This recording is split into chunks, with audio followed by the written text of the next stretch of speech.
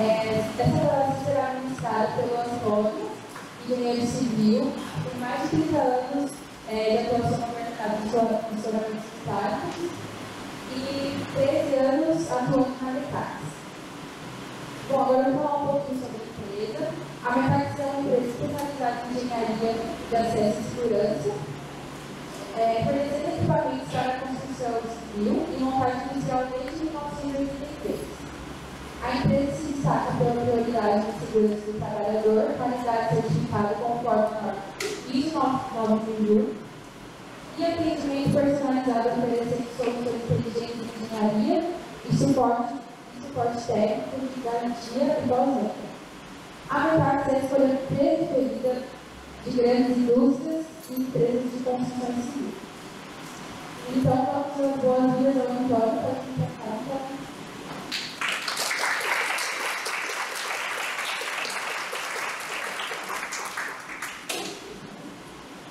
Bom dia a todos. Eu quero agradecer a oportunidade de estar aqui com vocês aqui. Para mim é uma honra, né? Agradecer o pessoal da organização desse evento, aos gestores da universidade, da oportunidade para a empresa Metax estar divulgando o produto. Tá? É um tema muito importante, escoramento metálico. Eu queria fazer uma pergunta para vocês aqui. Quem nunca ouviu falar em escoramento metálico? Se puder levantar a mão aí. Quem nunca ouviu? Legal, pelo menos o pessoal vai entender um pouco o que é o escoramento metálico, tá? É porque o que a gente fala, eu estou fazendo essa pergunta? Porque é uma área muito importante na construção civil, só que ela não é tão divulgada.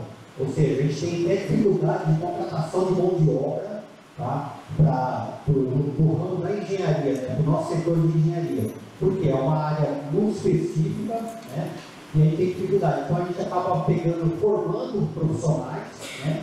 Para conseguir trabalhar com a gente, tá? Então, assim que eu falei, escoramento metálico.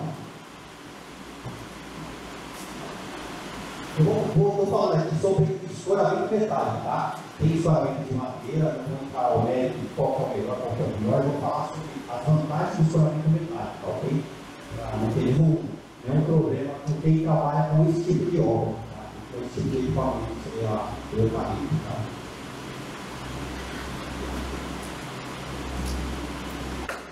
Bom, essa aqui é a nossa sede, nossa matriz lá em Campinas, tá? Aqui é a parte da fábrica, aqui muitos dos nossos materiais que a gente utiliza, como escoramento metálico, são fabricados aqui na própria fábrica. Lá é feito os testes de carga também, então todos os materiais são testados, tá? Para saber se resiste àquelas cargas que estão sendo solicitadas. Eu vou passar um pouco sobre os equipamentos do metálico, sobre a família de equipamentos metálicos. A gente não trabalha só com o escoramento. O escoramento é o principal da empresa. Nós trabalhamos com outros segmentos também. Tá? Comandante fachadeiro, é o principal, é o escoramento. Andaime fachadeiro. Andaime multidirecional. Tubo equipado. Tá? Esses dois tipos de equipamento aqui, tubo equipado e andaime e speed, a gente utiliza mais na parte da indústria. Que a gente constrói, faz andaimes, a gente tem muita interferência de tubulação, ou ele precisa de uma carga muito alta, sem escorada, a gente acaba utilizando esse tipo de equipamento. Escadas de acesso, às vezes tem uma empresa que tem uma escada de operário, de funcionário interditado por algum motivo, nós criamos também escada de acesso para a obra e para a indústria também. Trabalhamos com elevadores de madeira. Trabalhando com formas metálicas. Essas formas a gente consegue fazer paredes retas e cantos circulares. Mesmo painel. Esse mesmo painel metálico aqui, a gente consegue fazer cantos circulares reservatórios. Você vê, ele faz uma curva aqui. Temos essas preguiças. A gente utiliza ela para fazer passarela e utilizamos ela também no escoramento também. Vocês têm uma ideia, a resistência dessa preguiça aqui é 120 toneladas metro, quilômetro. Então a resistência é muito alta. Então a gente utiliza ela para fazer passarela, e quando tem uma carga muito elevada, a gente acaba utilizando também o escoramento. Quando eu falo de palestra, fica meio assim, só eu falo, o pessoal fica ouvindo. Na verdade, eu queria que fosse um bate-papo. Então, nós estou passando os slides aqui, se tiver dúvida, alguma pergunta, se quiser levantar lá alguma pergunta, seria, para interagir seria muito mais legal, tá bom? Eu não vou falar, eu começo a dar sono, né, e essa interação fica legal, tá ok? Eu estava vendo o tema de vocês aqui, era visando soluções e gerando vocês, foco lá. É o mesmo objetivo da metade. O que a gente tem que dar solução técnica para os nossos clientes. Ou seja, eu tenho que fazer um escoramento de um balanço, eu tenho que fazer um escoramento de uma laje de curva. A gente tem que dar uma solução técnica para o cliente poder executar aquele tipo de serviço. Então nós fazemos isso, nós damos solução técnica e aí é um desafio para nós. Cada ano que passa, a arquitetura e a engenharia vão se inovando, vão ficando cada vez mais complexa e a gente tem que dar a solução técnica para poder fazer esse tipo de serviço. Tá? Então o que a gente faz? A gente oferece solução técnica. Ou seja, a gente loca material, mas a gente vende uma solução técnica para o cliente. Antes de 2009, as empresas de escoramento não tinham uma norma regulamentadora. Cada empresa de escoramento seguia a norma dela, cada um tinha o coeficiente, o peso do concreto, o efeito do vento na estrutura, cada um tinha um tipo de norma. A partir de 2009, as empresas acharam a necessidade de se unir e criar uma norma única, para todas as empresas falarem a mesma linguagem. E a partir de 2009, eles criaram essa lei, que é 15.696, que ela fala sobre formas de escoramentos. Tá? Aqui embaixo tem só um conteúdo básico, que é o que ele utiliza, está vendo? Ação do vento nas estruturas, que isso tem que ser considerado. Sobrecarga, que a gente considera que seria 200 kg durante a concretagem, a gente considera essa sobrecarga nos nossos cálculos, tá? E o peso específico do concreto. Tinha empresa que considerava o peso específico do concreto de 3.000 kg, outra 2.700, outras 2.500. Então eles acharam o melhor definir 2.500 kg para escoramento predial. É o que a gente estava adotando para fazer os cálculos do nosso escoramento. Tá? Então, se o peso específico do concreto aqui, a gente considera 2.500 kg por metro cúbico. Tá? Aqui tinha um slide de uma foto aqui que era o que a gente considera de sobrecarga durante a concretagem. Essa sobrecarga seria um operário com uma bote jogando o concreto em cima da laje. Então, essa sobrecarga tem que ser considerada no escoramento. Tá? Então, toda vez que tiver um escoramento pesado, tem que ter sido considerada essa sobrecarga de 200 kg por metro quadrado. O que seria escoramento metálico? Escoramento metálico é uma estrutura de suporte provisório até o concreto ser autoportante. Então, o que a gente faz? A gente monta uma estrutura metálica até o concreto ser resistente e aí a gente desmonta ele. Então, um ponto sobre o escoramento metálico. Antigamente era só feito escoramento com madeira. A partir da Segunda Guerra Mundial, o continente europeu precisou ser reformulado, ser reconstruído, na verdade, por causa da guerra. E trabalhando com madeira, elas tinham muita dificuldade, ia demorar muito, então eles acabaram pulando para a parte do escoramento metálico. Foi aí que surgiu tubo e braçadeira no escoramento metálico, logo em seguida, após a Segunda Guerra Mundial. Então, o continente europeu começou a utilizar o escoramento metálico, até aquele momento era só madeira. E aqui no Brasil, se eu não me engano, a primeira obra a ser utilizada o escoramento metálico foi a Catedral da Sé, quando eles fizeram a parte da cúpula dela. A parte da torre, toda a parte da frente dela foi tudo de madeira, mas a parte da cúpula foi feita com escoramento metálico. Então foi a primeira obra no Brasil que foi utilizada no escoramento metálico. Aí depois, nos anos 90, veio o material de encaixe, as torres de quadro, para dar mais sustentação e mais resistência no escoramento. Aqui tem algumas obras que eu coloquei para vocês verem o que seria o escoramento metálico. Tá? Esse aqui é um viaduto que a gente está fazendo lá em Santos, lá no Porto de Santos. Vocês têm uma ideia? Olha o tamanho da viga aqui. O cara tem 1,70 m, aqui tem pelo menos 2,30 m de altura, 2,40 m essa viga aqui. E a gente dimensiona toda essa estrutura para suportar o peso do concreto, mais o operário aqui em cima, até o concreto ter a altura. Essa aqui é uma vista aérea, né? Aqui na verdade são as linhas do trem, tá? E aí esse viaduto vai sair desse lado, vai passar por cima da linha do trem e vai do outro lado. Uma outra vista, mais para simplificar. Você vê ó, os vagões aqui. Então esse viaduto é bem reto, vai fazer essa curva, aqui a gente vai ter que fazer o pórtico para passar por cima da linha do trem, então utilizar uma treliça. para ele ser feito a injeção, para não interferir a passagem do sangue no corpo. O foco, né, assim, a parte principal da empresa, da Metax, e mais das empresas de escoramento, é o escoramento predial.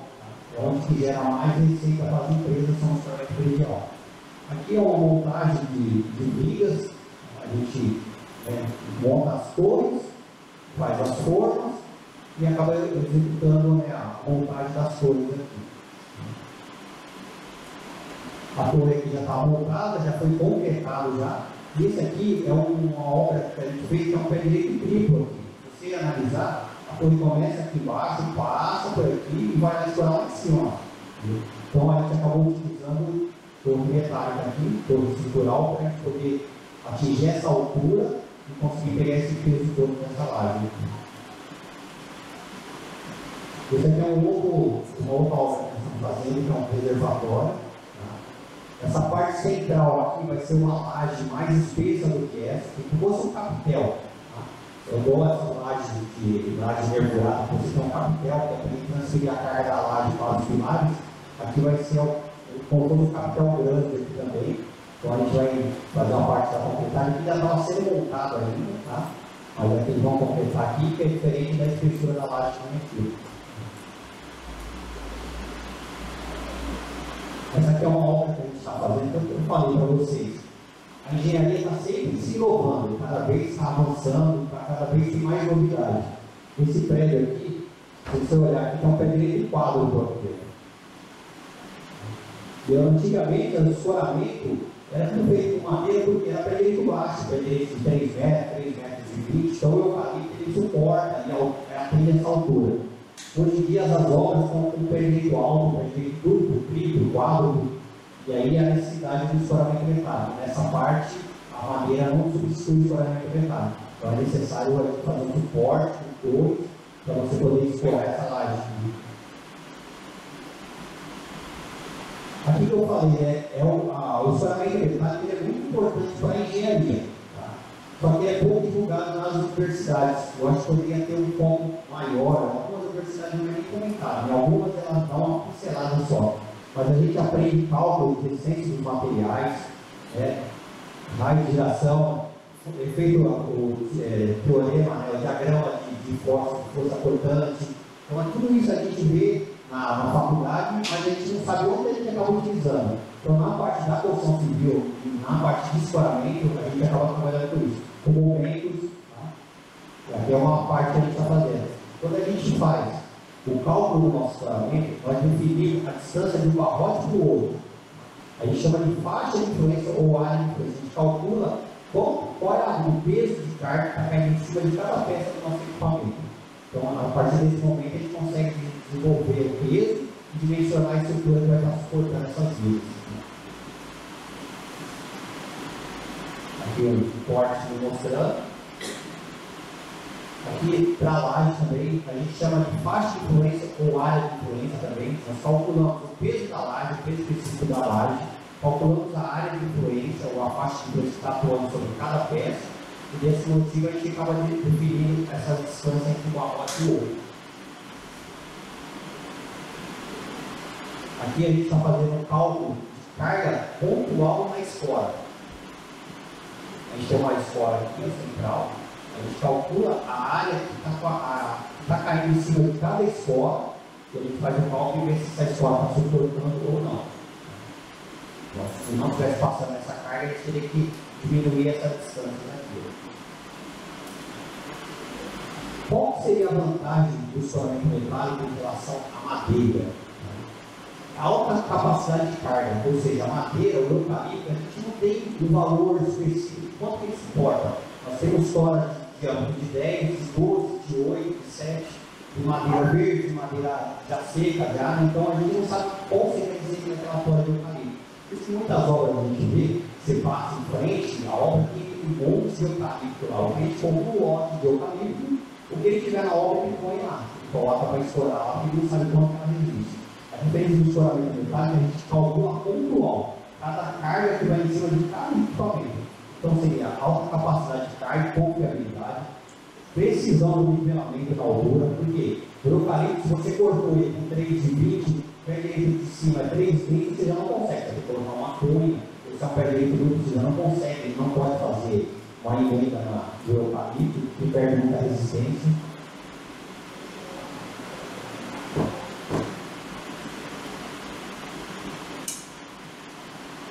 Eu estou falando muito rápido, tá? Não consigo entender? Tá? Se é muito rápido, alguém pode falar mais devagar aí, tá bom? Vai reaproveitamento de material, ou seja, se você tem madeira, tem eucalipto na obra, você consegue reaproveitar em 2, 3 vezes. Depois você já começa a perder muita resistência, você já não consegue. Então, com o metálico, você consegue ter maior reaproveitamento desde o início da obra até o final.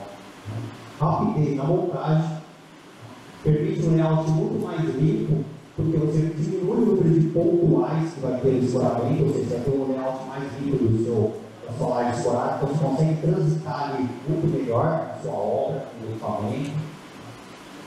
É um equipamento padronizado, ou seja, todas as peças são iguais. O eucalipto, eu falo, tem diâmetros diferentes, tamanhos diferentes. A facilidade da organização. Tem a norma regulamentadora que eu falei, né, que a partir de 2009 nós criamos essa norma nova, né, as empresas escolares criaram essa norma para todo mundo seguir o padrão. E o responsável técnico, ou seja, a partir do momento que você contrata uma empresa de escoramento metálico, ela é obrigatória de dar um ART, um acompanhamento técnico da sua obra do início até o fim. Quando tiver material da empresa de escoramento, é obrigatório acompanhar a sua obra do início até o fim. Então é a parte de responsável técnico. Na parte de Ribeirão Preto e Campinas, sou eu que sou responsável dela. Então, sou eu que faço a empresa, sou eu que sou responsável por qualquer problema que tiver na obra. Graças a Deus, que agora não tiver um problema nenhum.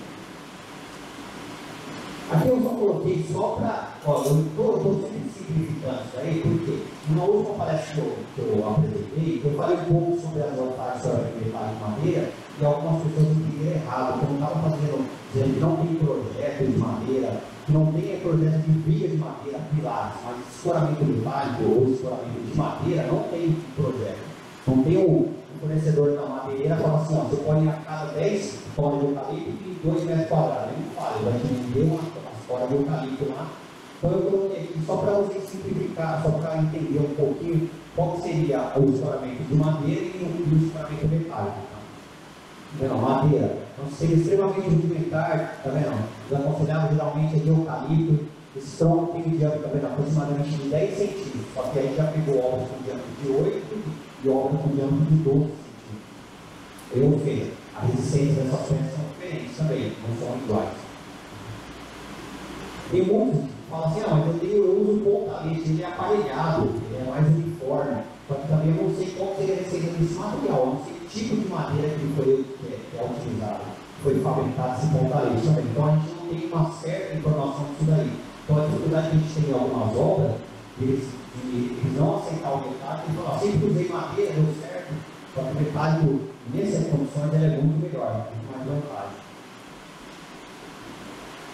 Aqui tem um exemplo de dois, a montagem com escoramento metálico, só com esporos, e aqui com madeira. Ou seja, eu sou obrigado a fazer esse travamento na madeira aqui, porque a madeira minha não tem estabilidade. Eu não tenho nenhum equipamento que deixe a minha madeira ela de pé, ela vertical. Então eu sou obrigado a fazer um travamento no meio, vou travecar ela, tanto na horizontal, quanto no sentido X ou no Y, para manter essa madeira de pé, seu caminho de pé. A espora é diferente. Nós temos a espora e ela tem um tripé. Durante a montagem o cliente utiliza, depois que ele pegou o compensado aqui, ele pode tirar esse tripé e já mantém. Né? E você fica com esse layout muito mais limpo em relação à madeira. E você vai com uma obra, você sente um pouco de segurança quando você está passando meio daquelas madeiras todas lá.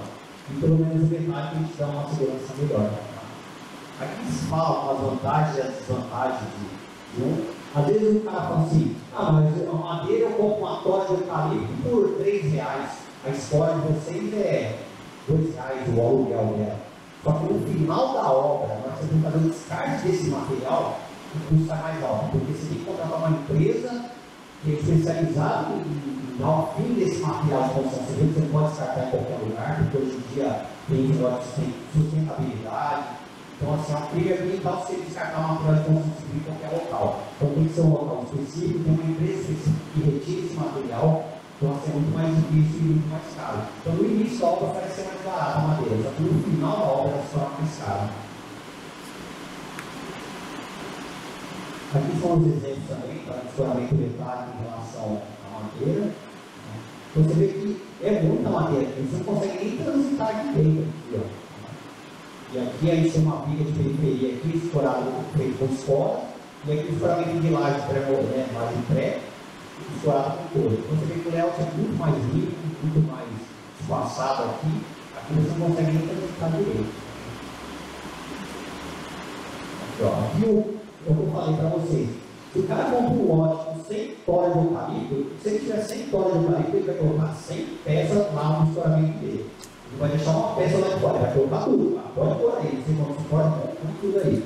E aí fica meio difícil ele conseguir transitar aqui dentro, tá vendo? Ainda tem que ter um espaço até maior. Eu já vi rapazes que montam, empresas que montam esse tipo de escoramento de madeira, eles falam que no máximo ele deixa 80 centímetros de uma tora para outra. Ou seja, você não consegue passar nem com uma carriola. Então a vantagem do escoramento metálico é que você consegue passar mais. Você vê que está bem mais junto do escoramento. Ou você usa demais, ou você usa de menos.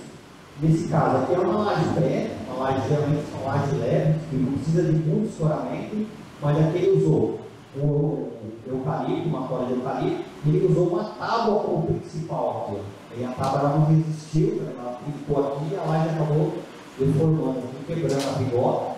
Ou seja, ele perdeu todo esse trabalho aqui, tá? Por ele ter usado o menos material necessário. Ou ele usa mais ou usa menos. A vantagem do escoramento metálico não, você vai usar o necessário para a sua obra. Armazenamento. As toras de eucalipto elas são totalmente diferentes, né? Uma liga diferente da outra. A diferença da espora metálica, elas são todas padronizadas. Essas toras de eucalipto também, você tem uma variação de tamanho aqui. Elas aqui não, você consegue fechar ela aqui, ela fecha até 2 metros. Se você tem um pé de 3 metros e 20, ou seja, todas as toras de eucalipto aqui, vai ter 3 metros e 20. Então você vai ter que ter uma área bem maior para fazer a armazenagem desse material em relação a essa aqui, que seria só 2 metros aqui. Então tem uma flauta que ela é telescópica, assim, porque essa flauta está aqui para dentro, eu não consigo fechar ela para fechar 2 metros. Essa tora de eucalipto não, pelo menos ela vai ficar até 3 metros e 20. Aqui são alguns equipamentos que a gente utiliza para escoramento metálico. Nós temos essas torres metálicas, essas que têm mais capacidade de carga em relação às esporas. Tá? Então a gente utiliza essas geralmente em pé direito duplo, triplo, ou quando a carga é muito mais elevada. E geralmente a gente utiliza essas esporas para pegar o vão. Então a gente coloca uma torre, um vão, então a gente deixa para ele montar essa espora posteriormente, para ele poder transitar por equipamento. Então a gente utiliza geralmente umas cargas mais pesadas, umas cargas maiores, a gente utiliza essas torres metálicas. Isso aí são os acessórios que contemplam todo o equipamento de escoramento. Tá? Então a gente tem as bases ajustáveis, bases fixas, a gente tem as espigas que faz a união do painel com o outro. A gente tem os prolongadores perimetrais, a gente tem muito projeto de obra com essa peça aqui. Ó. Essa peça aqui ela é utilizada quando você parte do primeiro pavimento para cima. Tá? Então você fez o térreo, no pavimento de cima você vai escorar, você já não tem o apoio embaixo, você é obrigado a jogar o escoramento para dentro da laje. E aí, para ele conseguir fechar a lateral da forma dele, nós colocamos esse prolongador perimetral. Só que ele não suporta a carga de peso da estrutura da obra, o peso da laje, o peso da viga. Esse aqui é só para o operário mesmo passar e conseguir trabalhar e fechar a obra dele, a forma dele. E o que a gente encontra em algumas obras que eles acabam fazendo uma montagem diferente do projeto nosso e acaba sobrecarregando esse material aqui que ele acaba deformando. A ciência dele é 151 metros. Então às vezes você coloca uma viga que pesa 250, ou seja, esse material vai deformar, a viga vai deformar. Então a gente tem muito problema com esse tipo de material. Por isso que a gente tem sempre uma acompanhamento técnica nas obras. Quando a gente fornece material para qualquer cliente, a gente tem uma supervisão de campo que acompanha para ver se o nosso material está sendo montado de acordo com o projeto fornecido pela empresa. Nós trabalhamos com esse tipo de vigas, são as vigas metálicas, ou seja, a engenharia está cada vez se inovando, e as empresas de escoramento também têm que se inovar. A gente tem essas vigas metálicas aqui, tá? Hoje em dia o pessoal reclama muito dela porque ela é pesada na obra, é difícil para trabalhar, só que ela tem uma resistência mais alta do que uma viga de alumínio ou uma viga de madeira. Mas as empresas de escoramento hoje estão buscando materiais mais leves para facilitar a montagem do escoramento. né? E agilizar também toda a parte de concretagem da obra. Aqui é uma foto do escoramento de uma viga, nós utilizamos uma escola e uma cruzeira. Então ele consegue fazer o fundo da viga, né, somente com escola pontual. Quando há necessidade de travamento dessa viga, tá? O cliente, por algum motivo, ele não vai usar uma barra de ancoragem para travar as laterais das vigas, para ela não abrir, a forma não abrir, nós fornecemos garfo metálico. Nós temos 4 tipos de garfo metálico na empresa. Então, você, além de você escorar o fundo da viga, você ainda trava a lateral da forma dele também. Dessa maneira, você evita de ficar pregando a madeira, né? Ou seja, você consegue reaproveitar e reutilizar ela por muito mais vezes. Temos os garfos de periferia. Esse aqui é um garfo, essa aqui é uma viga interna, tá? Então a gente temos a laje dos dois lados e aí temos a viga interna aqui. Essa aqui é uma viga de periferia, ou seja, a haste do lado de fora é maior do que a interna, porque do lado de dentro aqui eu tenho a laje, do lado de fora eu não tenho uma laje saindo aqui, então eu preciso de uma haste maior para eu poder conseguir fechar. Nessa foto aqui, o cliente, além disso, ele considerou mais uma barra de ancoragem, mas não haveria necessidade. Apenas o garfo metálico aqui, ó, dimensionado, calculado pela empresa, essa distância aqui é o suficiente para ele fazer o trabalho da forma dele. Mas ele, primeiro, ele acabou colocando algumas barras de ancoragem. Eu comentei sobre o tripé. Quando você põe o palito de pé, ele não fica, você não consegue estabilizar ele, ou seja, tem que travar ele em X e no Y, tá? Né? E agora não, com a escola a gente tem essa peça aqui, que é o tripé, e a gente utiliza ela na montagem. Depois que conseguiu travar lá em cima a viga ou a laje dele, a gente pode desmontar isso aqui, que a escola vai ser o suporte, cara. Então, ele é utilizado somente durante a montagem. A gente faz escoramento também de vigas solteiras, ou seja, não tem nem laje, e aí esses pilares são altos, só tem uma viga lá em cima. Geralmente acontece isso daí, e a gente utiliza mais nas usinas de indústria, são todos de resfriamento. São vigas que são sobrepostas sobre as outras, não tem laje. Lá em cima eles colocam uma máquina lá, então é só a viga estrutural mesmo, né? E aí a gente é obrigado a fazer esse tipo de escoramento, né? Fazer esse gravatamento do pilar, porque a torre ela segue uma norma de 4 por 1. Qualquer equipamento, se for colocar ele de altura, ele tem que ser 4 vezes a menor largura. Passou disso, ele é obrigatório a fazer o travamento. Então a gente é obrigado a fazer um gravatamento do pilar aqui, porque essa torre era bem mais alta. A gente utiliza também viga de madeira, chamada como viga H20. Alguns clientes até falam que é viga HB20. Me manda mais viga HB20. Mas são vigas H20, são vigas de madeira, é mais leve para trabalhar, né? Facilita na montagem, então agiliza mais a obra deles. Quando a gente faz a parte de cálculo, essa distância daqui dos barrotes aqui é tudo calculado. Porque tem que tomar muito cuidado em algumas obras, que o cliente geralmente acontece com o montador ou o empreiteiro que já tem mais prática, mais conhecimento no escoramento metálico. Ele não segue o projeto à risca, ele vai montando no olho lá. Essa distância que nós calculamos aqui é em função do compensado. Quando você vai numa obra, ele deixa essa viga muito maior, a distância muito maior entre a obra. E, geralmente, esse compensado ele acaba plantando, né, deformando e acaba danificando a laje. Então, toda vez que tiver uma obra, isso aqui tem que seguir a risca. Foi calculado, foi dimensionado, entendeu? Então, é obrigatório seguir essa distância que foi dimensionada no projeto. Então, uma montagem bem feita mesmo, né? Foi colocada a cada. Geralmente, essa distância aqui nós colocamos no último compensado, ou seja, se eu colocar uma placa de compensado, ele vai dar uma emenda bem em cima dessa viga aqui. Então, ele nunca vai ficar sem ter apoio. Então, a gente sempre utiliza múltiplo compensado. E às vezes você vai numa obra e ele monta fora do padrão, dimensionado de fora, e aí você vê que a ponta do compensado não tem apoio nenhum. Aí ele é obrigado a fazer um reforço estrutural lá.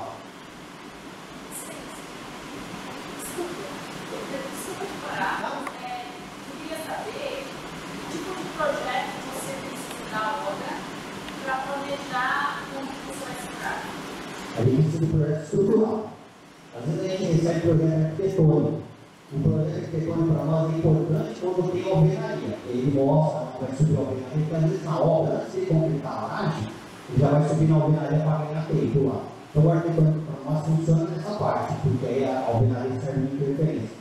Mas para dimensionamento do escoramento, tem que ser o projeto estrutural. Porque aí ele tem a dimensão da laje, né, a dimensão da viga, a espessura da laje, então acima desse núcleo, desse valor, a gente calcula o peso da laje, o peso da viga e as coisas que tem que suportar o peso do funcionamento.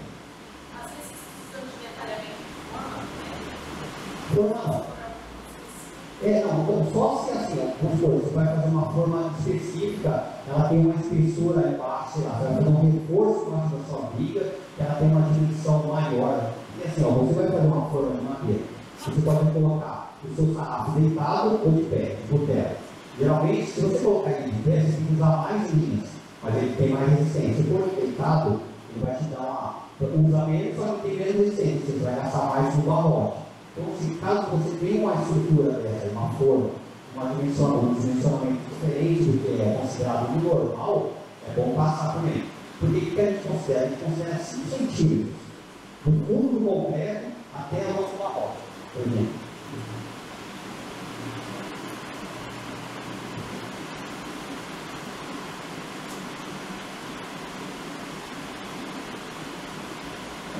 Mais para frente vai ter uma foto, eu mostro melhor para você. A gente considera 5 centímetros. Então, ou seja, a gente vai calcular a altura da nossa torre. A gente pega o pé direito, desconta a altura da viga do projeto estrutural, desconta esses 5 centímetros que seria a forma de madeira, e aí a gente entra no nosso equipamento, o barrote e faz o longarismo. E aí, se eu quiser um projeto de escoramento e de coronetário, é só mandar o estrutural para vocês fazem um projeto de formação dele. Sim, aí então, coronetário nós fazemos também. Tá? O aconselhável fazer o viga com forma metálica se for das vigas bem parrudas mesmo.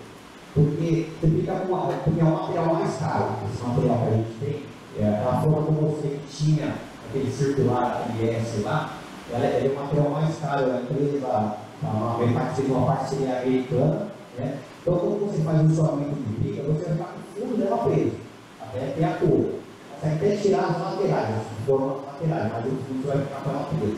Então, se for uma viga muito certinha, compensa fazer na madeira mesmo, porque você deixa ela presa ali, vai ser um custo alto para você. Agora, se for uma viga maior, mais favor, você tem que fazer um reforço maior nessa viga, aí é aconselhável usar a forma metálica, porque ela tem uma resistência muito maior do que a madeira. Obrigada. Obrigado. Se alguém quiser participar, fazer perguntas, isso também é muito importante, tá bom? Aqui é um tipo de um projeto bem simples, de uma laje pré-moldada, tá? Então, o que eu falo para vocês, a gente precisa do projeto estrutural. No projeto estrutural, ele vai ter essa informação aqui, ó, que é o sentido da bigota. Tá? Às vezes a gente recebe um projeto arquitetônico e aí o pessoal fala, mas eu não tenho, não consigo. Então, a gente precisa saber qual é o sentido da bigota. Geralmente é sempre no sentido menor. Mas nós já pegamos casos que a bigota está no sentido maior da laje. Tá? E aí a gente sempre faz no sentido contrário da bigota. Então a gente tem o sentido da bigota, que ela vai estar nesse sentido aqui, e a gente tem obrigatório colocar nossa longarina no sentido contrário. Então por isso que nós precisamos do projeto estrutural, que aí tem essa informação. Aqui é um exemplo típico, tá vendo? As bigotinhas estão nesse sentido, o enchimento é com cerâmica. E toda vez que vocês forem fazer uma solicitação do orçamento de escoramento, eu vou dar um exemplo desse aqui, que é uma laje pré-moldada. É obrigatório passar para a empresa de escoramento que tipo de enchimento vai estar utilizando. Nesse caso aqui está usando a cerâmica, poderia estar usando o EPS. Então, se você não passar essa informação, as empresas de escoramento automaticamente vai ser para o lado mais pesado. Então a gente vai sempre partir para o lado da cerâmica ali. E aí, se ele for usar o EPS, poderia estar economizando o equipamento. Então, vou passar qualquer informação para a obra, para a empresa de escoramento, passar o tipo de laje ou o contato do fornecedor da laje. Se você não tem, passa o contato do fornecedor da laje e a empresa de escoramento entra em contato com ele e tira todas as dúvidas. Esse aqui já é um enchimento com EPS, que é o isopor, tá vendo? Então, ele é diferente, o peso dele é bem menos pesado do que a cerâmica, então você consegue espaçar um pouquinho mais. Então a gente utiliza somente ligas principais só, porque o próprio bigotinho já serve como barrote já. Isso aqui é um painel pré-moldado, É a mesma função da laje pré-moldada também, a gente só utilizamos as vigas principais só, e ele vem com o painel pré-moldado, monta em cima e faz a concretagem. Laje protendida. Esse tipo de laje, ela dispensa o escoramento, mas a gente já pegou muitas obras que pede pelo menos uma linha de escoramento. Por quê? Às vezes ele tem medo, na hora que for fazer a ancoragem dessas lajes, se tiver qualquer problema nas cabeças, no apoio, pelo menos você tem uma linha de escoramento para distribuir a carga ali, não vai ficar solto. Então, muitas obras tem pelo menos uma linha de escoramento para essa laje protegida. Então, muitas dessas aí nem precisa de escoramento, ela é algo importante, você suporta sozinho. Aqui é uma delas, tá vendo?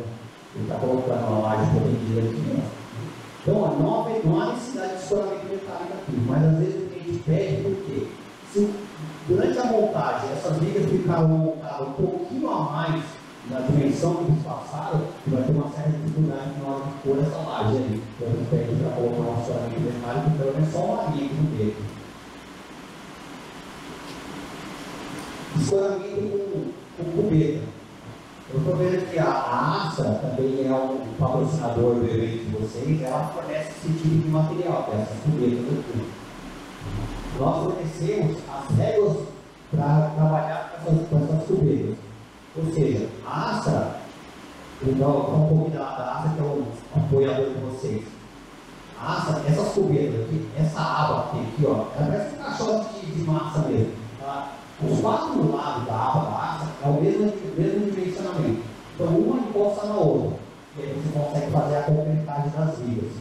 A Tex, que é o outro concorrente da Astra, dois lados da forma, ele é mais estreito. Então, ou seja, se você encostar uma cubeta dessa, uma na outra aqui, essa viga aqui ó, vai ficar mais estreita do que essa outra aqui. Aí que houve a necessidade de criar uma régua metálica, que você coloca entre uma forma e a outra, compensa essa diferença. Eu não sei se será alguma coisa de patente, mas a Tex ela não tem os quatro lados da cubeta igual. Então é obrigatório colocar essa forma. Eu vou mostrar aqui na próxima foto, tá vendo? A regra aqui. Então, nesse sentido aqui está escuro. Mas a aba dela não encosta na outra. Encosta uma na outra. No outro sentido, como ela é menor, falta um pedaço. É obrigatório colocar essa regra, senão ia ficar uma viga com 13 centímetros e uma outra com 8. Então é padrão. A viga tem que ter a mesma dimensão, mesma largura. Essa tem uma largura, essa tem a mesma dimensão. Então é nessa da Tex é obrigatório colocar essa régua aqui.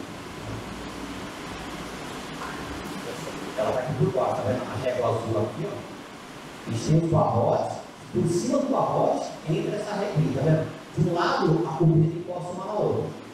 No outro sentido, nesse lado aqui, ia faltar 5 centímetros. É a hora que a gente coloca a nossa regrinha para compensar aqui. Isso aqui é obrigatório. Só que quando a gente já monta essa régua, a gente já deixa esse cabeçal aqui, que já é por escoramento já. Então, quando eu faço o escoramento dessa laje mergulhada, a gente monta essas réguas, tá? Essas longarinas aqui, e a gente já coloca o cabeçal para já ficar por escoramento. Então, depois da completagem, a gente tira toda a parte do escoramento e a gente entra com uma escora aqui. Nesse caso, tá vendo? Já tinha o cabeçal, tá vendo? O cabeçal é essa peça aqui, ó. A gente coloca a régua, as réguas ainda continuam aqui até a altura, deu a altura e vai tirando essas réguas, fica somente o cabeçal. Escoramento de rampa. Isso aqui a gente toma muito cuidado na obra, muito cuidado. O que acontece? Geralmente, quando o cliente fecha algum contrato de empresa de escoramento, a escada, a rampa, esse negócio, ele sempre deixa por último, para deixar para depois. Eu faço depois, completa lá, deixo de lá, depois eu faço a rampa. E aí ele acaba utilizando o material que ele utilizou do escoramento, sem projeto, para fazer escoramento de rampa. Eu tenho esse material sobrando aqui, está parado aqui, vamos escorar essa rampa. O que mais derruba o escoramento metálico é rampa. Por quê? As torres, ela foi dimensionada para receber carga axial, carga vertical, aqui, ela vem de cima para baixo. Quando você tem uma rampa, né, ou uma escada, a carga ela não vem reta aqui, ela vem nesse sentido aqui, ó. Ou seja, você tem que complementar, você colocar várias diagonais para tirar o esforço horizontal aqui, para evitar que essa torre acabe entrando em colapso e acaba caindo. Então tem que tomar muito cuidado no escoramento de rampa. O pessoal às vezes fala, a gente faz um escoramento de rampa, a gente manda as torres, geralmente é feito com torre, que ela tem 4 peças, família melhor do que história. A gente faz um acabamento tudo lar, um acabamento tudo braçadeira entre elas, para complementar e fazer um conjunto, ficar um bloco, tá? E aí, às vezes, chega na obra, na fiscalização, o cara não montou nenhum acabamento. Não, deixei aí, deixa eu lá, não vou montar agora não. É muito importante esse tubo de complementamento. Tanto esse tubo horizontal, quanto as diagonais. Esse tubo na diagonal, que a forma meio distorcida. Aqui tem outra rampa, tá vendo? Aqui são rampa sobre rampa, sobre rampa. Então, a utilização desse material que a gente tem que tomar muito cuidado, que é o que mais envolve escoramento. Escoramento ou escoramento remanescente, isso aqui é um tema muito polêmico. Por quê? Escoramento é um processo que precisa ser encarado seriamente por quem está fabricando, pelo cálculo estrutural e pela empresa de escoramento. Ou seja, nenhum dos três pode tomar uma atitude sozinho. Por quê? Se eu sou um cálculo estrutural, eu fiz o cálculo da minha laje, eu sei que eu posso formar uma escola a cada 3 metros. Eu não sei qual é a resistência da escola a cada 3 metros. Tá? Eu não sei qual a resistência do concreto se ele atingiu o concreto. Então, o cara da obra, o consultor lá, ele vai saber se o concreto dele já atingiu a secar, já está a resistência já.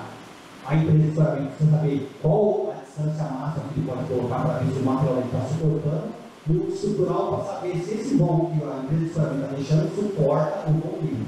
Então, é um comum acordo entre os três envolvidos com a obra. Isso aqui é muito importante também. Aqui é um ciclo, né, de escoramento e reescoramento. Geralmente, o que a gente faz? Nós alugamos somente um nível de escoramento só. Um nível de escoramento. E aí, a gente faz um reescoramento 100%, ou seja, depois de 7 dias, geralmente a gente tem obras aí que está concreta 4 lajes por mês, ou seja, uma laje por semana. Então, ou seja, o concreto ainda não atingiu a resistência total dele lá. Já está duro, né? Está firme, mas ainda não tem resistência total. Então a gente manda um reescoramento 100%, ou seja, essa laje ainda não está trabalhando nem por cento, não nada. Então, sobre todas as escolas aqui. Essa laje aqui geralmente já passou de 15 dias já, então ela já tem uma resistência de pelo menos 50%. Geralmente o cliente pede 75%, porque ele não sabe se atingiu mesmo ainda. Então a gente faz o restaurante 70%. E lá por último, essa aqui já tem atingido já pelo menos uns 50% de resistência, aí a gente pode aliviar a carga. Então, esse seria o ciclo de escoramento e reescoramento.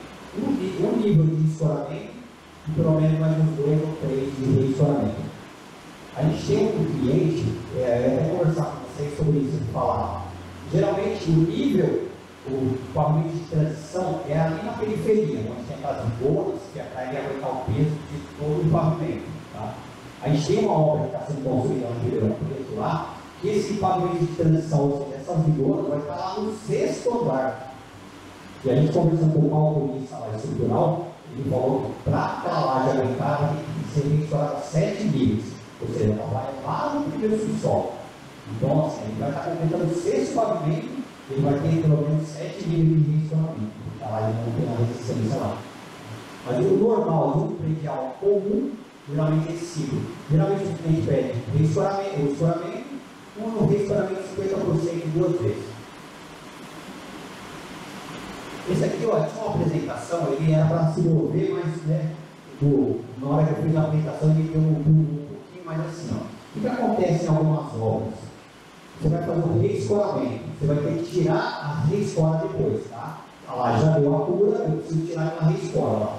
Qual seria o certo você tirar? Você tirar sempre a do meio para as pontas, ou seja, a laje começa a trabalhar. Ela vai começar, né, vou falar bem grosso, ela vai começar a envergar aqui, ela vai começar a deformar, mas ela já começa a trabalhar já o laço já, começa a fazer isso aqui. E daí isso acontece bem em algumas obras. O cliente começa a tirar do canto para o meio. Aí a laje não deforma, na hora que ela vai ceder, ela tem um pontual bem no meio ali. Aí que a escola inverna, ou a laje dele acaba deformando. Por quê?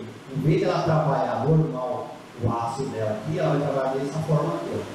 Acaba aparecendo fissuras aqui, o próprio escoramento acaba deformando, envergando, porque ele fez errado. O certo é tirar do meio, e ele vai tirando, eliminando, tirando, até sair todos aqui e a laje começa a trabalhar.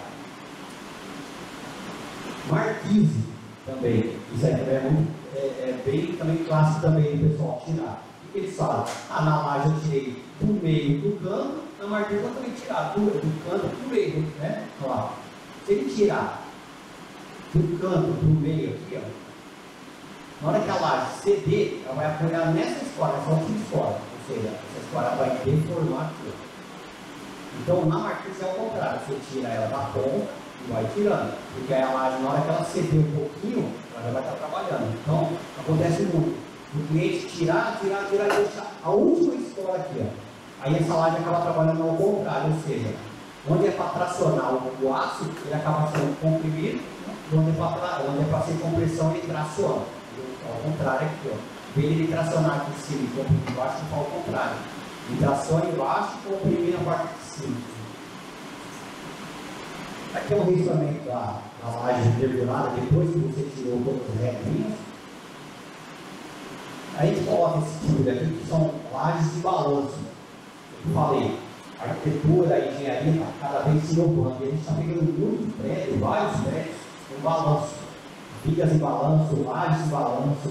Isso aí tem uma dificuldade muito grande. Por quê? Qualquer peso que você coloca, você tem a força seria o L sobre o peso aqui, ó, dá um momento na peça. Então qualquer peso que eu colocar, se eu aumentar muito essa distância aqui, a resistência do material cai muito. Então a gente é obrigado a colocar aqueles perfis metálicos aqui, um perfilzão de 10 polegadas, que tem a resistência de 5 toneladas por orçamento, para aguentar o peso das coisas que vai ser montado para completar a laje de cima. Então essa parte de restauramento de balanço é bem complexa. Isso aí a gente tem que analisar. Todo aquele que recebe um projeto, a gente analisa ele do início até o fim para ver se vai ter um balanço lá em cima, para a gente já começar a prever isso. Aqui ele está montando as cores, as vigas de balanço. Aqui já está ela totalmente montada. Tá? A necessidade, quando você tem uma carga muito elevada em cima, a necessidade é de fazer um reescoramento, ou seja, a gente trazer a carga desse peso aqui para dentro da laje. Então a gente acaba criando um reescoramento e o ácido de escoramento antes mesmo da concretagem. Então a gente acaba colocando esse escoramento, a gente coloca umas pontuais aqui embaixo, umas vigas de balanço embaixo aqui, e a gente acaba trazendo a carga que está vindo nessa ponta, a gente consegue trazer ela mais no meio e traz ela para dentro da laje. Aqui é uma vista por baixo. Ela já está totalmente montada já a estrutura. Temos as vigas de balanço aqui, os perfis. E aqui é a laje pronta. Então, vai ter um trabalho para a gente poder executar, né? A gente tem que dar uma solução técnica para o cliente para ele conseguir chegar nesse serviço final aqui. Esse aqui é um projeto bem típico, assim, é um projeto mais antigo que a gente fez aqui em Ribeirão Preto. A gente aqui é um shopping Guatemi, em Ribeirão Preto. E aqui é um heliponto. Esse aqui é o heliponto. Tá? Esse aqui é um projetinho básico que a gente faz. É um projeto que vocês têm uma noção de como a gente fornece um projeto para o cliente. Tá? Então a gente tem as cores, esses vermelhos são as vigas principais. E está aparecendo aqui os verdinhos, são os barrotes. Tá? Isso aqui tudo dimensionado. Vocês têm uma noção desse prédio aqui, ele faz um L aqui. Esse heliponto, ele sai 6 metros para fora. E para cá e 6 para cá. A gente tinha que dar uma solução técnica. Nós ganhamos essa solução técnica, o cliente, antes de fechar o escoramento. Tinha fornecedor de escoramento que eles deram a opção de torre lá de baixo. 70 metros de altura, somente com torre. E a metade não, a gente acabou dando uma solução técnica de usar umas treviças metálicas, que agora tem um suporte de carga muito maior, e a gente fez a parte de escoramento com ela, ou seja, não precisa vir lá de baixo, a gente veio do nível superior para fazer o escoramento do heliponto. Para vocês terem noção de peso, essa viga aqui tem 80 centímetros de largura, por 1,20 m de balanço. Ou seja, 1 metro cúbico pesa 2,5 toneladas. Se a gente calcular o peso disso aqui, de 80 por 1,5 m, muito maior, tem 6 metros de balanço aqui. E só a viga. A gente tinha trechos aqui no meio que ficavam macição. A gente foi obrigado a utilizar essa treliça metálica. Essa treliça, o momento dela, é 120 kg tonelada metro. 120 tonelada metro de força. Então o que a gente fez? Criamos uns apoios, criamos a treliça, montamos a treliça nos apoios, em cima dessa treliça lançamos os perfis metálicos, e fizemos toda a parte do nosso lado. Aqui ela já está toda gravada, a gente criou os apoios aqui, colocamos essa treliça, e essa treliça já tem 2,15 m de altura, nós vamos colocar esse peso. Aqui já está totalmente a forma montada ali em cima da treliça, com os perfis, para ele fazer a apertagem dele. E aqui eu agradeço.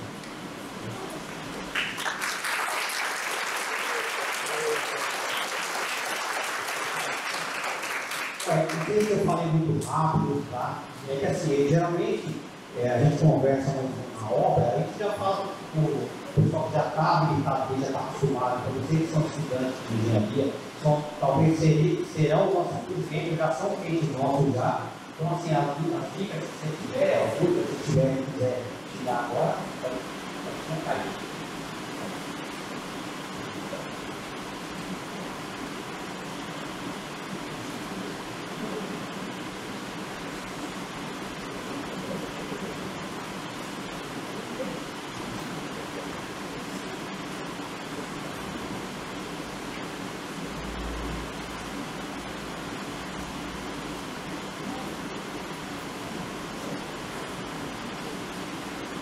Aqui nós fizemos uns videozinhos mostrando algumas obras, até para ilustrar um pouquinho mais do que eu falei.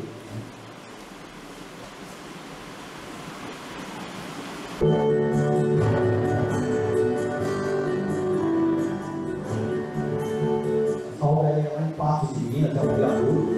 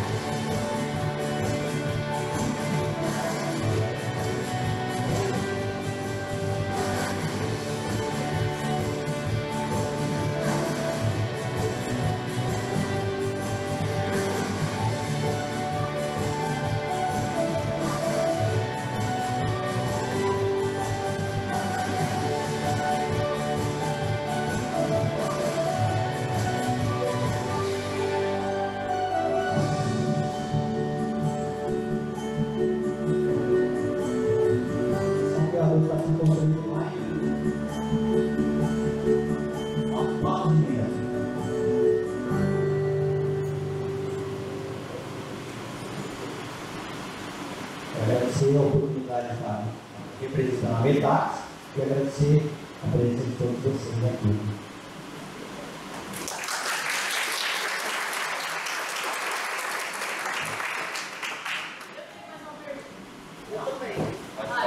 Aí, agora ficou mais interessante, agora ficou legal. Pode então, tá certo? Por favor. Obrigada. Parabéns, muito bom, Antônio. Legal. Eu sou a Sheila, professora de área de administração. E eu queria fazer uma ligação com a palestra anterior, que você falou que tira RT e tudo, né? Então eu queria que você falasse um pouquinho sobre as perguntas. A primeira é isso sobre a RT. Você tem a RT do projeto e depois a da montagem, né? E se você chega numa cidade que você nunca teve execução, por parte de Minas aí que você acabou de falar, você tem que ir na prefeitura, buscar a inscrição e explicar um pouco como é que é isso. E a segunda pergunta é sobre a mão de obra. Né? Então, vocês têm também o treinamento dos operários, porque é um processo muito complexo, você deixar na mão de quem não está habilitado. Né? Você falou dos engenheiros que não estão habilitados, também que a mão de obra também tem esse viés aí. Obrigada. Legal, essa pergunta é muito importante, viu? A respeito das RP, tá? Nós temos a filial em Campinas, São Paulo, Ribeirão Preto, Goiânia e Brasília. Nessa área que nós atendemos, nós temos já os responsáveis técnicos desse trecho. Por exemplo, Minas Gerais. Minas Gerais, nós tínhamos a filial de Uberlândia, nós fechamos para abrir Goiânia, né? Mas nós não tínhamos registro no crédito de Minas Gerais. O que foi feito? O engenheiro de Campinas, ele fez o cadastro do crédito de Minas lá, e ele é responsável técnico por ali. Então, assim, cada região que há necessidade de uma RT, a gente acaba emitindo, porque a gente tem, nós somos credenciados pelo crédito nessa região. Tá? E a respeito de mão de obra. Nós temos uma mão de obra de montagem geralmente de andaime, tá? Que é uma coisa mais específica, uma usina. Eu tenho uma caldeira, preciso montar um andaime, a gente tem uma equipe de montagem para isso, que é uma mão de obra mais especializada. Na construção civil, geralmente é o próprio empreiteiro que monta, mas nós temos supervisores técnicos que acompanham a montagem. Então, assim, nós fizemos um projeto, mandamos o equipamento para a obra. Posteriormente, a gente já manda um técnico de obra lá, vai dar um start à montagem lá, no início. Porque a gente já tem o costume, já conhece o nosso equipamento, ele já inicia a montagem. E aí a gente vai a cada 15 dias buscar na obra. Se ele nunca teve conhecimento nenhum do furamento do pátio, a gente liga para ele. Quando ele for iniciar a montagem, a gente vai para o técnico lá, supervisor de campo, e aí faz toda a parte de inspeção. E aí a gente vai passando a cada 15 dias. Obrigada. Mas aí a pergunta é muito boa. Então, eu queria perguntar dessa vez como que funciona a equipe de projeto, né? Não sei se está. Quantas pessoas estão trabalhando no projeto? Se for um projeto residencial, um prédio residencial, né? Quanto tempo você demora para fazer um projeto de restauramento? Esse tipo de coisa. Ó, na nossa equipe de Ribeirão Preto, nós somos 7, né? 7. A engenharia de Ribeirão Preto, 7 pessoas. Geralmente, assim, é um projetista, engenheiro, são todos engenheiros, um para cada obra. Então, vamos supor, eu peguei um predial aqui em São Carlos, aqui vamos buscar. Vou ter uma obra aqui, eu sou projetista nessa obra. Vou continuar agora desde o início até o fim. Então, porque assim, eu sei o tipo de material que eu mandei para você, eu sei o reaproveitamento do material, você vai reaproveitar ou não, então eu sei toda a informação do sua obra. Geralmente assim, a pessoa precisa que iniciou a obra e vai até o final. Era isso que eu falei? E aí, no tempo de projeto, aí varia muito. Por exemplo, aquele que está em balanço ali, a gente gasta pelo menos uns 3 a 4 dias para elaborar o projeto. Porque você tem que fazer pontual, cada carga pontual, e aí você faz a carga, não passa no cálculo daquele momento, daquela peça, aí você tem que fazer um restauramento embaixo, faz o cálculo no passo. Então tem obras que a gente já fez um restauramento, que tem que colocar pelo menos 3 níveis de restauramento, que a gente vem escalonando, né? Você tem uma ponta que a carga está aqui, não passa. No nível de baixo, o meu apoio vai estar mais ou menos aqui. O outro nível de baixo está aqui, ou seja, eu vou trazer naquele mesmo peso dessa laje, eu vou trazer ele para dentro da laje, eu vou diminuindo o meu momento aqui, eu vou diminuindo o meu web, então a gente acaba, nesses casos, a gente acaba gastando de 3 a 4 dias. Aí, o normal é pelo menos um dia e meio já finaliza. Legal.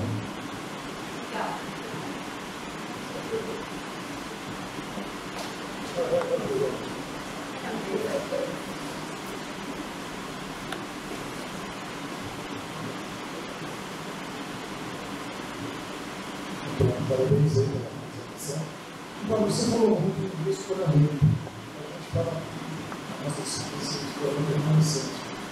Até porque, usando o fundo de vida, você não pode retirar esse fundo de vida no certo momento. Então, você tem que deixar alguns pavimentos, o escoramento remanescente para você poder retirar esse fundo de vida. Você apresentou uma dispositiva onde você faz realmente o reescoramento. Quer dizer, você não coloca a escola, vai ficar remanescente, a escola depois. Então, os partidos como se fosse um reescoramento mesmo. Né? Então, só que você esclarecesse para a gente aí, sabe? Porque às vezes, talvez, tudo é reescorado, mas eu acho que não é reescorado. O remanescente é muito importante. O sentimento de remanescente para comprometer pela vida, que às vezes de lá, uma tira de escoramento remanescente nas artes. Essa é uma questão. Outra questão é que vocês não trabalham com moldes, né? Mais o cimbramento, é isso? Molde da forma. Você não fornece molde. Aí geralmente é um pensado, uma função especial, instalações, vocês não fornecem molde de metal. Eu vi que vocês fornecem molde ali de uma forma de parede, sem conversa. E aí a outra questão, vocês não trabalham com formas para estruturas, paredes de bolinha, morado branco, porque hoje está muito grande, no nosso mercado. Trabalhamos sim, também. É que a gente focou um pouquinho mais na parte de escoramento mesmo, né? Que é o tema do escoramento do carro. Nós trabalhamos com travamento de parede, ou graviola. Assim, o cliente ele fornece o compensado, então nós fornecemos as longarinas e as bases de ancoragem. Isso nós fornecemos. Então, geralmente, o cliente tem um escoramento no barranco, que é fácil. Nós também trabalhamos, nós mandamos a chapa primeira de parte do carro, as vigas e as escolas para fazer o complementamento dele. Nós trabalhamos assim. Então, foquei mais na parte do escoramento. Mas nós temos sim essa parte de trabalhamento de pilar, trabalhamento de parede. A gente tem uma obra, um condomínio lá em Ribeirão Preto, que o cliente ele quer a parede totalmente de concreto à parede. E aí a gente tiver que fazer toda essa parte de travamento da parede dele, do graviola, com a gavicha, aquelas vigas amarelas, que ela vem com uma resistência maior, tem um vão maior. E aí ele pregou na madeira, na forma dele, ele pregou umas ripas, que ele queria que ficasse a marca da ripa no concreto. E a gente fez toda essa parte de travamento também. É um tema que eu posso trazer posteriormente. Então, foi sobre travamento, a força.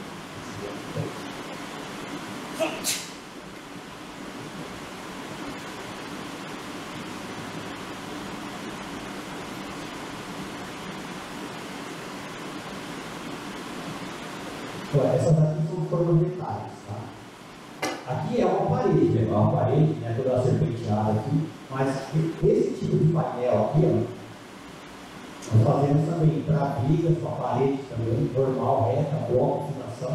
Então, como eu falei, se você vai utilizar esse tipo de equipamento com uma viga muito estreitinha, não compensa, porque esse material é muito caro. Tá? Ele não tem desperdício, ele não tem utilização, porque não tem a utilização dele é muito mais prática, mas ele é caro, o aluguel dele é caro. Então compensa se você for fazer uma rua bem parruda, porque a resistência dele é muito grande. O que resiste o concreto? São essas peças aqui, a gente chama de tensor, ele parece uma faca, uma faquinha. Essa peça que vai iniciar a pressão do concreto na forma. Então o professor fala, essa peça aqui é um material de consumo. A empresa mecânica não aluga esse tensor, essa faquinha aqui. Ela vem do cliente, por quê? A gente bate na fábrica em Campinas o tamanho da largura da parede dele. E aí depois a gente não consegue utilizar para outros clientes, então o material é vendido. Então, esse material sai mais caro se a gente for fazer vigas lá. A gente trabalha com essa parte e com trabalhamento de parede também. Você conseguiu responder? Sim. O rescoramento. O rescoramento.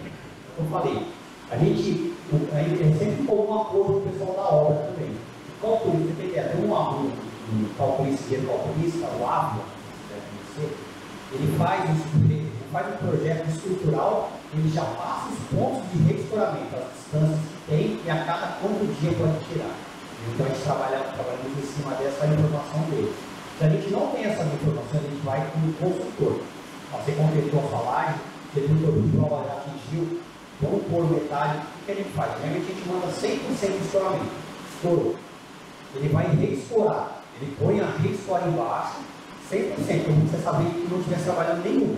A carga dela está totalmente em cima do nosso escoramento. Com o passar do tempo ele vai falar, nossa, essa pilha já atingiu 50%, 30%. E aí a gente vai aliviando as cargas, tirando as escoras.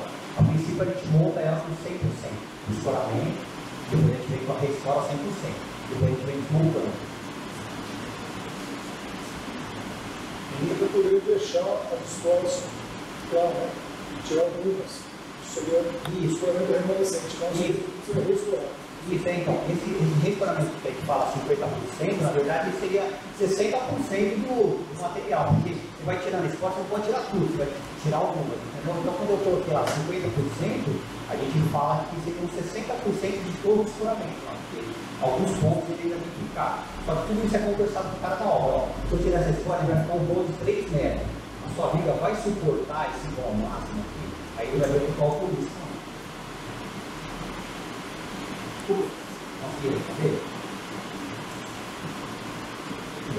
Eu também, já para a palestra, eu queria entender só um pouco melhor. Você comentou bem breve sobre a diferença da escola de madeira e de aço. E assim, para pequenas obras, para direito menores, né? Ainda assim, a escola de aço é vantajosa por conta, tipo, a gente sabe que a resistência de utilização do aço é bem maior que a de compressão, né? Então, sei lá, comparativamente a madeira ainda é mais resistente à compressão do que a própria madeira? Então, tem tipo de madeira que ela resiste muito mais que o aço. Tem material igual peroba. Antigamente, outra empresa que eu trabalhava, nós utilizávamos muito peroba como viga principal. Hoje em dia é uma madeira nova, ela não pode mais ser utilizada. Então tem muita resistência esse tipo de madeira. Mas a viga metálica, a escora metálica, ela tem muito mais resistência à escora, porque as duas vão trabalhar com pressão. Entendeu? A corda de eucalipto, a gente não sabe quanto que ela suporta. Então, mesmo se for uma casa, uma residência, ou pelo menos um ponto, se puder fazer com escoramento metálico, é muito mais vantagem, muito mais seguro, porque você sabe quanto de carga está caindo ali. A corda de eucalipto, a gente não sabe qual é a resistência dela. Por causa das dimensões dela, né? Tudo dela, não sei se ela está trincada por dentro. Então, por aí tem que tomar muito cuidado. A gente tem aquelas vigas de madeira, aquelas agapistas amarelas, geralmente a gente não deixa ela com um vão muito grande, porque a madeira ela mascara muito. Então, às vezes você vê, ela não tem. A gente faz toda a parte de cálculo, mas a gente não vê onde tem trinco, tem fissura. Então, aí a madeira ela não avisa, né? Ela rompe de uma vez. O aço não, ele vai reformando. Então, o escoramento metálico ele é mais vantajoso, mesmo se for uma área pequena. Se for para um pavimento, for para uma vez só, pode até usar a madeira. O problema é o descarte também, você pode descartar em qualquer lugar. Né? O problema é ambiental é limitado, só pegar bem em cima dele. Antônio, eu de novo aqui.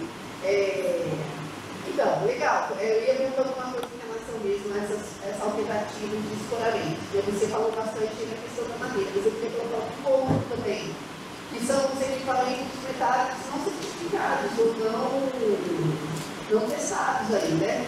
Então, existe tudo isso aqui no interior de São Paulo, né? Serralheiro, fazer equipamento, você não vai ter também, mesmo que seja metálico, vai ser a mesma precisão aqui na madeira.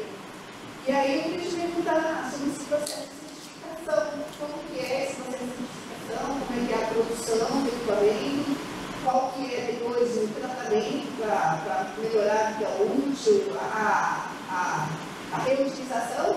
E por fim, né, eu estou aqui como tutora da CECIC inicial, dá para fazer visita aí na fábrica? É pertinho demais aqui? Então, Sim, é legal. Quem sabe aí a próxima? A porta da Metax está aberta em Campinas, Ribeirão, se alguém estiver passando por Ribeirão Preto mesmo, ou Campinas, São Paulo, quer conhecer o equipamento, quer conhecer, as portas estão abertas. Isso é legal. Tá? A respeito da fabricação dos equipamentos, esse material é fabricado lá em Campinas. Tá? Ele leva lá para o campo e ele faz o teste de carga. Por exemplo, a espora, para você ter ideia, a gente usa coeficiente 2,5. Então, ou seja, a espora nossa atingiu 3.000 quilos. A gente leva com esse coeficiente de segurança, então ele caiu para 1.800, que é a nossa essência da espora. Então, ou seja, todo o material nosso tem um coeficiente de segurança mais baixo. Então, ou seja, a gente fez o teste de carga em Campinas, ele atingiu o máximo aqui, então a gente pega o coeficiente que é adotado pelas outras empresas, que foi naquela associação de 2009, que é a norma, que também faz esse tipo de teste. Então, é coeficiente 2,5 das esporas, das coisas. Esse certificado da CBDE. Isso, certificado. O material para ele ter uma certa durabilidade e resistência, todos eles são galvanizados. Ele vai para a obra, sofre chuva, sol, né? Então todos eles são galvanizados, ou seja, a resistência dele, a duração é maior. A empresa nossa está investindo agora em vigas de alumínio. Tá? São vigas mais leves e com mesma resistência de movimento dessas peças metálicas. Então facilita mais. O problema é o custo da obra. a gente tem que tomar muito mais cuidado. Porque como acontece em algumas obras, o engenheiro da obra ou a consultora deixa tudo na mão da empreiteira. O cara se vira. E aí o cara não está nem aí, não cuida. Hoje em dia as consultoras estão jogando tudo esse curso na empreiteira. Porque o pessoal vai desformar, joga lá de cima, entorta, isso aqui tudo custo da empresa. Tem que desentortar, tem que raspar, tem que fazer tudo esse curso. E antigamente não, o empreiteiro não estava nem aí, não cuidava, subia a peça que caía no meio da terra lá. Então hoje em dia o nosso supervisor de campo ele faz toda essa parte de alerta, de informação, ó, tem essas peças aqui, ó, você não for utilizar, devolve para a empresa, você está pagando material parado, então devolve, você vai utilizar, então põe no lugar mais seguro para não perder. Então tudo isso aí é informado para o cliente. Essa pergunta que eu acho que muita gente pergunta você de construção sistema, da defensão, estuda na rede, enfim, é muito comum que você contrata a laje, depois da laje, pensar lá para jogar, e a própria empresa te fornece o funcionamento do carro. Você vai a empresa, faz de acordo com a experiência dele. Essa é uma alternativa que existe no mercado de licença de cambiar essas funções. Vocês não atuam nesse nicho, vocês são mais da bicho mais, mais sensatos. Nós pegamos também simples, construção simples, laje de gravidade, de pavimento, ou galpão, aquilo que você falou mesmo. Geralmente essa empresa que fornece a laje, ela já fornece um escoramento. Só que o que ela fornece? O comum, tá? Não estou falando mal, nem nada que tem antiético em falar mal de empresa. Mas o comum dessas empresas fornecedoras de laje, eles mandam aquela escorinha a garfo, ela é bem feia, parece um cabo de vassoura. O forcadinho dela é um perfilzinho e bota uma tábua dentro. Geralmente é difícil ter vida metade. Essas empresas de laje, ele não investe muito no escoramento, para ele não é vantagem. Então, com esse material, ele consegue fazer esse tipo de escalamento. Os cálculos da laje dele até suporta. O problema é que é o acúmulo de material em cima da laje. Às vezes o cliente tem dois pavimentos, ele já joga a ferragem em cima da laje para fazer o de cima. Então, isso eu não sei se leva em consideração na hora que ele faz aquele cálculo. Nós já pegamos obra, fornecedor de laje, que a gente estoura somente a viga. A gente vai na obra lá, que a gente chama de vigas mais pesadas, e a laje é estourada pelo próprio fornecedor da laje. Nós pegamos os ombros muito grandes. Isso é perigoso porque qualquer problema que der sobrecarga um ponto ao lado vai formar um efeito dominó. Pode formar um colapso e acabar caindo tudo. A gente acaba alertando, conversa com o cliente, porque nem mesmo não sendo obrigação nossa, função nossa, mas nós, como nós estamos na obra, fornecendo um tipo de equipamento, para nós, o nosso conhecimento é que bom a gente alertar o cliente. Então a gente alerta, fala, ó, aqui está um volume muito grande, geralmente a gente coloca 2 escolas para empresa, confirma com eles aí, então a gente sempre passa isso aí. Aí se for esse fornecedor de lá, ele usa uma opção de escola carta, porque ele fininha, parece que está uma vassoura. Tanto é que a nossa teste de carta, que é a nossa escola, fica lá no canto, lá. Então a gente coloca uma máquina lá, uma prensa, e ela vai comprimindo a espora até ela envergar. E aí, segundo limitante, é um pino que vai no meio da espora.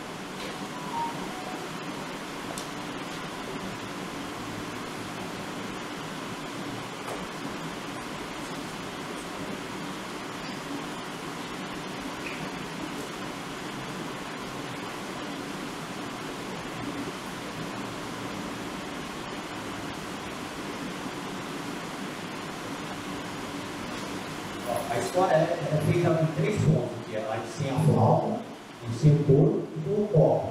Tá? Então eu preciso ter eu tenho um pé direito lá, sei lá, 3,20 metros. Eu vou ajustando ela através dessa flauta, pelo surinho, e o que entra aqui é o pino G, ele é um pino de assim, 5 oitavos, e ele entra dentro desse fundo e ele dá a resistência da escola. Ou seja, quando a gente faz o teste de carga, a gente está lá na Unicamp, eles vão comprimindo até a informação que se fica para dentro do copo. Então, para dentro do copo foi e parou. Aí tem uma coisa de carga lá. Então, o limitante para nós é o PNG. Nessas escolinhas fornecidas pelos fornecedores de laje, eles colocam prédio. Ou seja, a essência é bem menor. Mas aí vai de custo para cada um, né? Às vezes o cara sempre trabalhou com esse tipo de material, não vai dar problema, mas a gente nunca gosta de arriscar, né? A gente pega muita obra assim, o cara montou errado lá na obra, nosso supervisor de campo vai lá e informa para ele, orienta ele que aquela montagem está insegura. E fala, mas eu sempre montei assim, nunca caiu. Aí ele fala, mas um dia vai ficar contando com a sorte até como.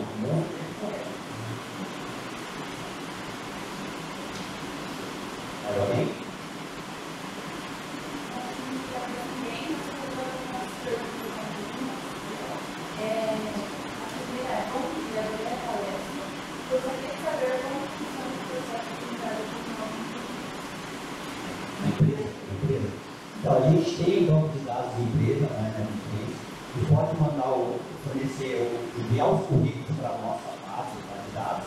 E assim que abrir, né, uma vaga, porque assim, a empresa está em constante evolução, está crescendo. A gente está cada vez mais. A gente abriu Goiânia, agora abriu em Brasília. E a gente precisa de pessoas, né, que gostem dessa área de escoramento militar. Eu falo para todo mundo, é uma área muito legal. Porque a gente não trabalha só para a construção civil, não é construção civil, está no canteiro de obra do predial, que é legal, é ver a fundação até a parte do acabamento. Mas a parte do escoramento você tem que montar desde a fundação, aí você entra dentro de uma usina, igual nós atendemos a Petrobras, em Paulinho, então você tem acesso a outras áreas que o engenheiro civil comum não teria acesso. Então a área do escoramento é legal. Tá? Então assim, eu vou deixar o e-mail, e mando os currículos, quem estiver interessado em mandar o currículo. Hoje nós não temos uma vaga aberta, mas futuramente a gente vai precisar de mais gente, porque o volume de obra é muito comum, graças a Deus. Graças a Deus, a nossa civil para nós ainda está bom, né?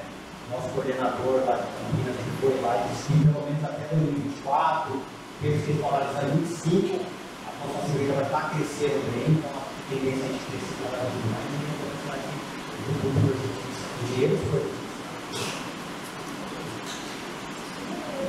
Muito obrigada, então.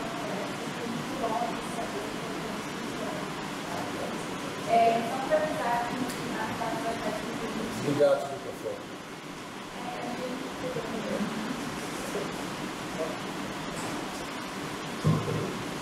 No parque vai estar distribuindo o brief e agora no final da palestra vamos ter sobre o nosso curso. Muito obrigada.